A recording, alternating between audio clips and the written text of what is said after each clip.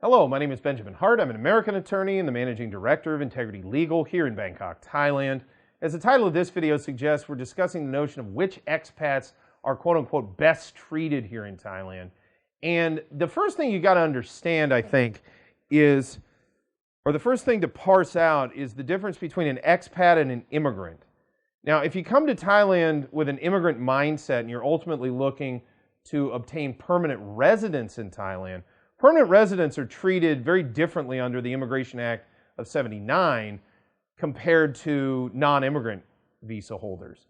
So permanent residents, for example, don't need to deal with all of the issues associated with permanent residency. Most notably, they don't have to deal with 90-day reporting, TM30 reporting, they don't have to renew their visas, etc.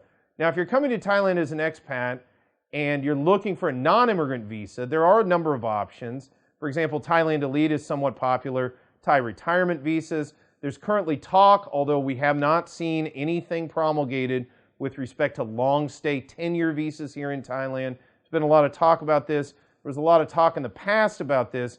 We've yet to see it come to fruition. I'm of the mindset that this is probably going to be something that applies to a very narrow set of prospective travelers to Thailand. But yes, there are different aspects to different types of visas. Some people like the Thailand Elite visa because they just like having the peace of mind of knowing that it's sort of front-loaded. Meanwhile, if you meet the retirement visa criteria, I see no reason to think, there's any reason to believe we'll see any changes to that regime anytime in the future. And, we could see people extending almost in perpetuity until they no longer need a visa, i.e. they pass away. Meanwhile, one visa category to really look at, again, if you're looking to maybe transition from an expat over to an immigrant, is a business visa.